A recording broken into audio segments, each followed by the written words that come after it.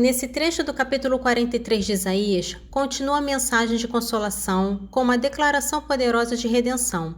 Deus se apresenta como o Redentor de Israel e anuncia que fará uma coisa nova para libertar o povo da Babilônia, uma obra que superará a glória do êxodo do Egito.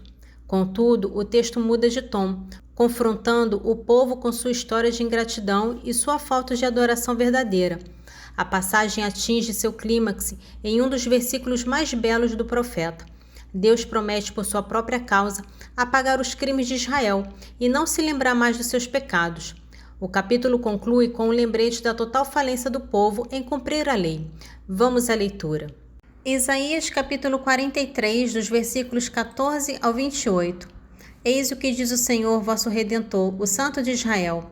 Por vossa causa envio a Babilônia, a fim de fazer cair os ferrolhos dos cárceres, e os caldeus se lamentarão em altos brados. Eu sou o Senhor vosso Santo, o Criador de Israel vosso Deus. Eis o que diz o Senhor que abriu uma passagem através do mar, um caminho em meio às ondas, que pôs em campo carros e cavalos, a tropa de soldados e chefes. Eles caíram então para nunca mais se levantar, extinguiram-se como um pavio de vela. Não vos lembreis mais dos acontecimentos de outrora, não recordeis mais as coisas antigas, porque eis que vou fazer obra nova, a qual já surge, não a vede? Vou abrir uma via pelo deserto e fazer correr arroios pela estepe. Os animais selvagens me darão glória, os chacais e as avestruzes, pois terei feito jorrar água no deserto e correr arroios na estepe, para saciar a sede de meu povo, meu eleito. O povo que formei para mim contará meus feitos. No entanto, não fostes tu que me chamaste. Jacó, tu não te fatigastes por mim, Israel. Não me oferecestes carneiro nem holocausto, nem me honrastes com sacrifício.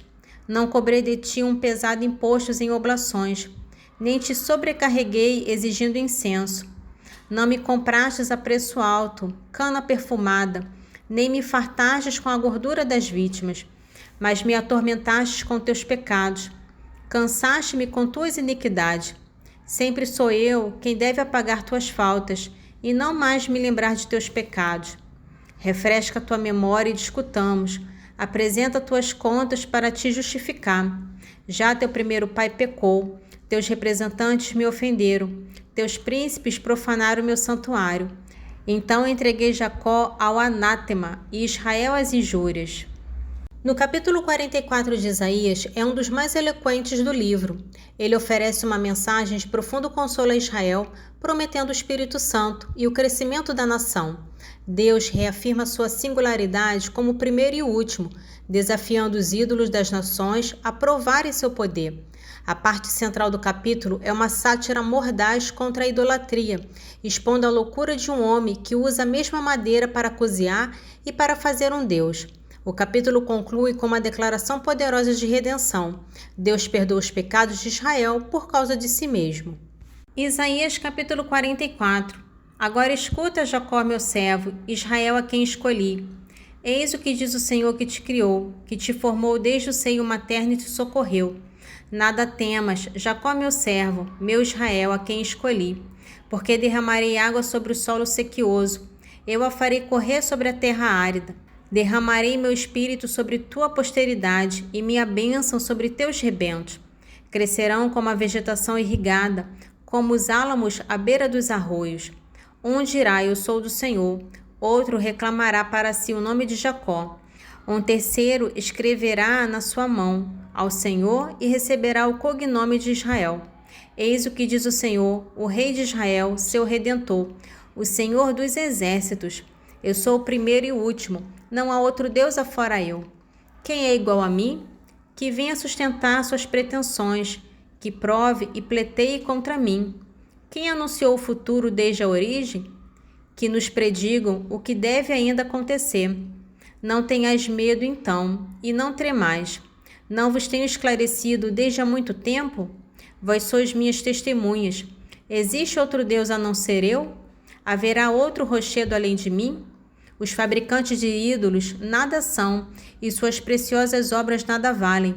Para a confusão deles, suas testemunhas não sabem ver nem compreender. Aquele que quer modelar um Deus funde uma estátua que não servirá para nada. Seus fiéis ficarão decepcionados e seus operários são apenas homens. Que todos se congreguem e compareçam. Ficarão assustados e decepcionados.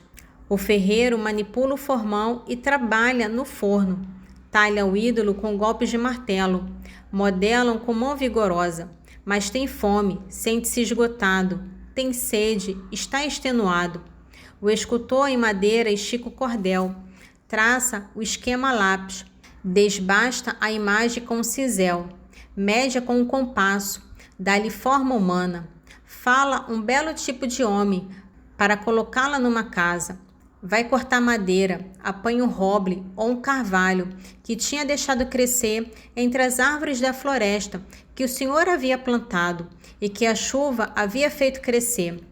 Depois faz com a madeira um fogo e leva-o para se aquecer. Queima também para cozer o pão. Enfim, serve-se dela para fabricar um ídolo diante do qual se prosterna.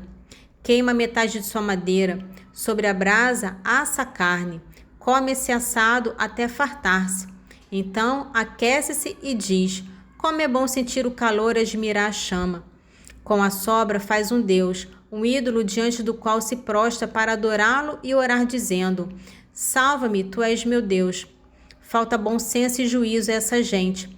Tem os olhos tão fechados que não veem. Seus corações não podem compreender. Ninguém reflete nem tem bom senso e inteligência para se dizer: queimei metade, cozi pão sobre a brasa. Aí assei a carne que comi e iria eu fazer o resto um ídolo miserável? Eu me prostrarei diante de um pedaço de madeira? Este homem se nutre de cinzas. Seu coração desabusado o desencaminha. Ele não consegue salvar-se nem dizer: não será um logro o que tenho nas mãos? Lembra-te dessas coisas, Jacó. Recorda-te, Israel, que tu és meu servo. Eu te formei. Tu és meu servo, Israel. Não posso esquecer-te. Fiz desaparecer tuas iniquidades como uma nuvem e teus pecados como uma neblina. Volve a mim, porque te resgatei. Céus, regozijai-vos, pois o Senhor agiu. Ressoai de alegria profundezas da terra. Explodi de alegria, ó montanhas. E tu também, floresta, com todas as tuas árvores, porque o Senhor resgatou Jacó e manifestou sua glória em Israel. Eis o que diz o Senhor teu Redentor, que te formou desde o seio de tua mãe. Sou eu, o Senhor, que fiz todas as coisas. Sozinho estendi os céus. Firmei a terra. Quem estava comigo?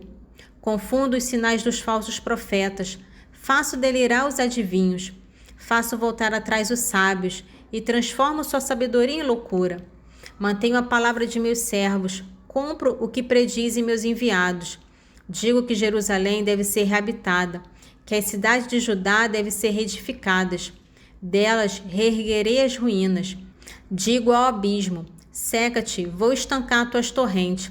Digo de Ciro: é meu pastor, executará em tudo a minha vontade.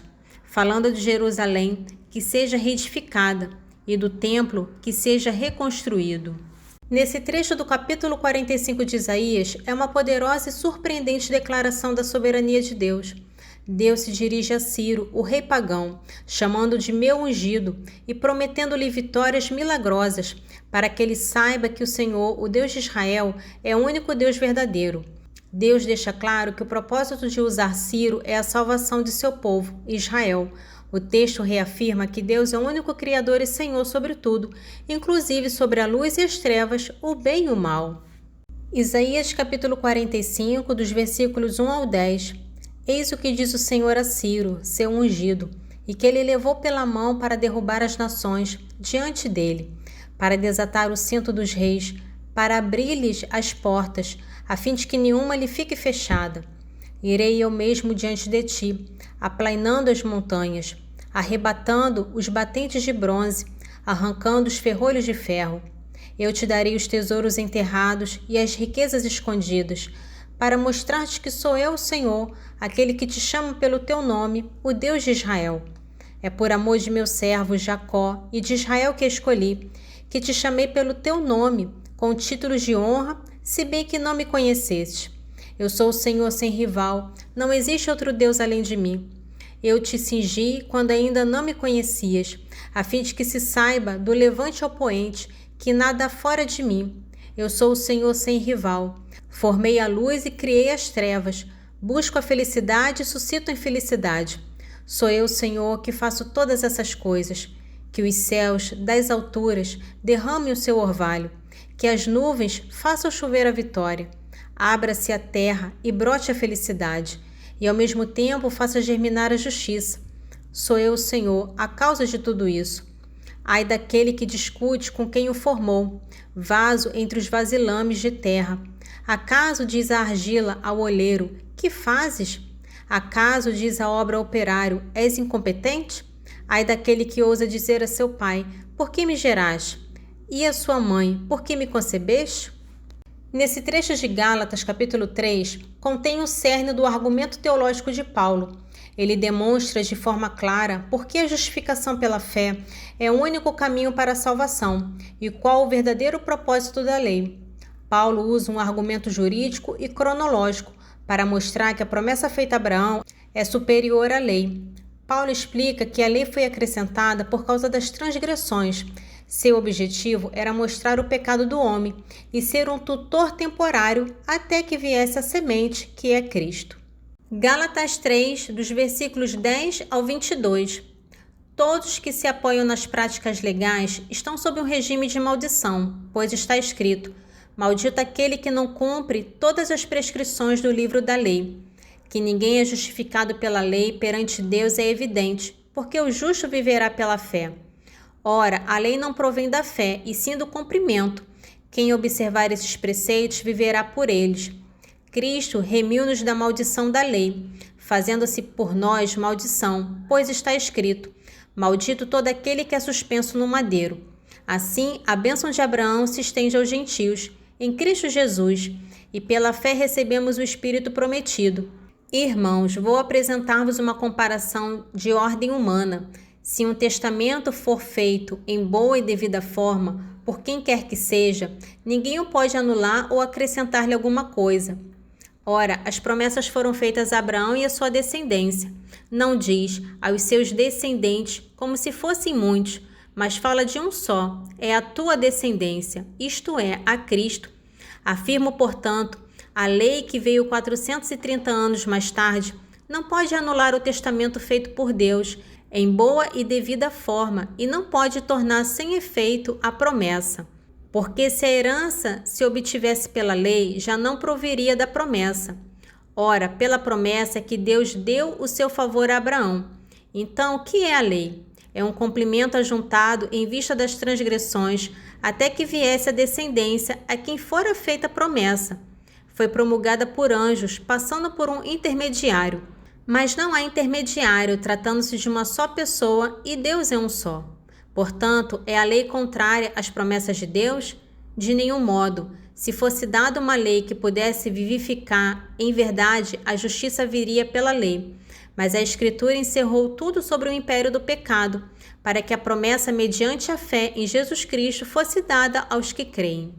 Nesse trecho do Salmo 101, o salmista agora, seguro da fidelidade de Deus, pede que a história de sua redenção seja escrita para gerações futuras, para que o povo vindouro possa louvar o Senhor. A razão para a ação de Deus é sua compaixão. Ele ouviu o gemido dos cativos e decidiu libertar os condenados. O propósito final dessa libertação vai além da nação de Israel. Salmo 101, dos versículos 19 ao 23. Escrevam-se estes fatos para a geração futura, e louve o Senhor, o povo que há de vir, porque o Senhor olhou do alto de seu santuário, do céu ele contemplou a terra, para escutar o gemido dos cativos, para livrar da morte os condenados, para que seja aclamado em Sião o nome do Senhor, e em Jerusalém o seu louvor, no dia em que se hão de reunir os povos e os reinos para servir o Senhor. Nesse trecho de Eclesiástico, capítulo 17, é uma profunda meditação sobre a dignidade do ser humano e seu propósito. O autor começa afirmando que Deus criou o homem à sua própria imagem e lhe deu domínio sobre toda a criação. Além da existência física, o homem recebeu dons intelectuais e espirituais, como a inteligência, a sabedoria e o espírito de ciência. O texto destaca o grande dom da lei, que é descrita como um testamento cheio de vida e eterno. Eclesiástico capítulo 17, dos versículos 1 ao 13. Deus criou o homem da terra, formou-o segundo a sua própria imagem, e o fez de novo voltar à terra. Revestiu de força segundo a sua natureza, determinou-lhe uma época e um número de dias, deu-lhe domínio sobre tudo o que está na terra, fê-lo temido por todos os seres vivos, fê-lo senhor dos animais e dos pássaros. De sua própria substância, deu-lhe uma companheira semelhante a ele, com inteligência, língua, olhos, ouvidos e juízo para pensar. Cumulou-os de saber e inteligência. Criou neles a ciência do espírito, encheu-lhes o coração de sabedoria e mostrou-lhes o bem e o mal.